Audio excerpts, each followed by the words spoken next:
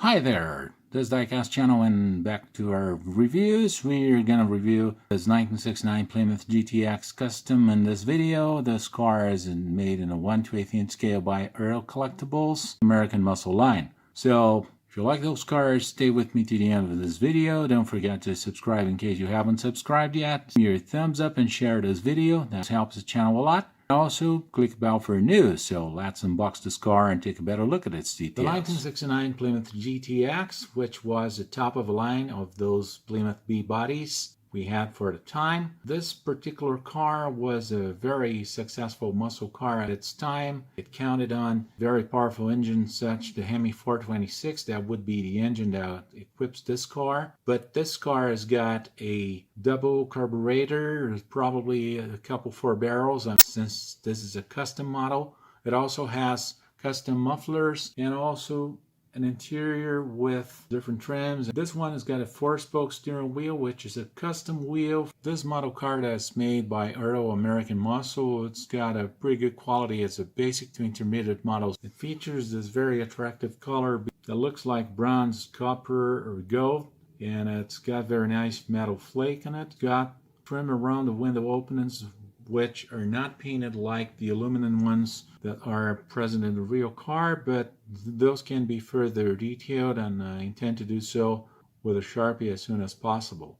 It's got a pretty good detailed interior. It's not the best one, but it's according to its standard. Features a 4-speed mechanical transmission, turn signals that are cast in metal and painted on, separate windshield wipers, separate door handles, but the door locks are cast in metal as well as the lower trim. So it is what it is. It's a quite old model. I'm talking about a 20 to 30-year-old model car. It's in a very good shape with a very good quality paint, very nice chrome parts. So we're going to take a look at its details right now. The front of a 1969 Plymouth GTX was the grille for the GTX. Headlights that look very good and very realistic with very nice looking chrome bezels. Bumper with very realistic parking lights as well. Those are painted on, but they're still very well made. GTX logo in the middle of the grille. This model car doesn't have a Plymouth logo on the hood. Windshield wipers are separate parts. The trim around the windshield is not painted on. It's just cast in metal. Mirrors on both doors and the right proportions. And all parts are pretty well aligned. The engine bay is quite simple for this model car. It's got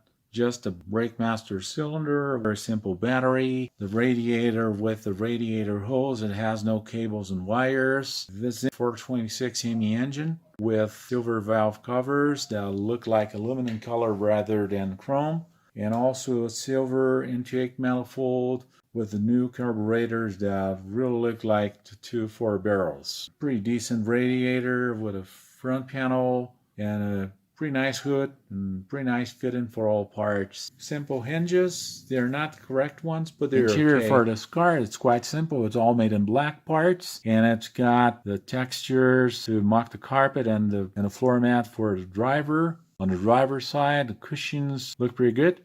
This car's got buckets. It's different from the Roadrunner that used to have a bench seat and a 4-on-the-floor transmission, but this one has got the transmission lever on the central console, and a custom steering wheel, a 4-spoke steering wheel instead of a 3 spokes that would be the original one. The dashboard is made with plastic parts and stickers that mock the instruments and the speedo and all gauges, and the buttons and knobs are cast in plastic with a pretty decent quality. The pedals are also cast in plastic on the floor. You're going to be able to see them, and they're painted on. It doesn't have a sill plate that would be present on newer models, but it's okay. It's according to its standard. And the seats also have those cast markings, those flashings, and the back of these seats do not tilt. Pedals are cast in plastic and painted on. They look pretty decent, and even the gauges being stickers, they look okay, and they're according to the standard of this model car.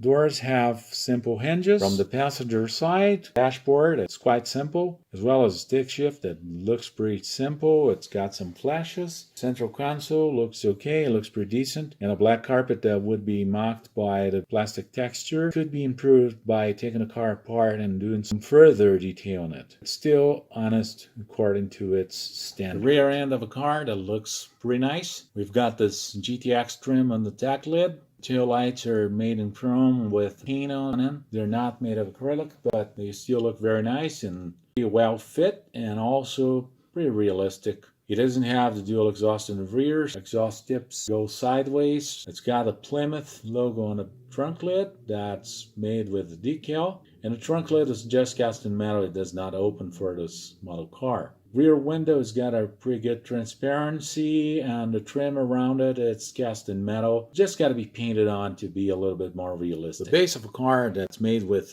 pretty good quality. It's a unibody with the subframe that's pretty well made with all its parts and components. The front and rear suspensions are fixed in place. They do not work. They don't have working coil springs or working leaf springs, just like we find in some more sophisticated and premium model cars, but they're pretty okay. The front wheel steer, we have the steering system that looks pretty realistic. The engine and transmission look a little bit plastic, perhaps with a little paint. They would look way better. Taking this car apart and painting this engine hemi-orange and painting the transmission aluminum, it would be alright. And the transmission looks pretty realistic and pretty okay, pretty correct, according to the mechanical transmission is supposed to look like. Drive shaft is fixed, it does not spin. And the mufflers go sideways, they look pretty good in this silver color with those chrome tips. Overall, is a very good model. From 0 to 10, I would give this car a 9. It's got some pretty nice finishing touches, and according to its standard, since this model is from basic to intermediate, so we cannot really expect standard of detail that we could expect from a Highway 61 or a Earl Authentics, for instance. It is what it is. It's got a very nice quality paint, a good interior, a good chrome parts, and those are in very good shape after all these years. Decent wheels and tires. It could only be a little bit better by having an opening trunk. It's a pretty decent model car, and it's according to what's supposed to be. So I'd like to thank you for all likes and views, for all subscriptions. Please don't forget to subscribe in case you haven't subscribed yet, and also give me a thumbs up and share this video. This really helps the channel a lot. And let me know down in your comments what you think about the video and about the car. And if you have any further information on the Plymouth GTX you would like to share with us, please do so in your comments. And also let me know down in your comments what is your favorite year for the Plymouth GTX? Mine in particular is 1970. So thanks for watching, and I'll see you in the next video. Bye-bye.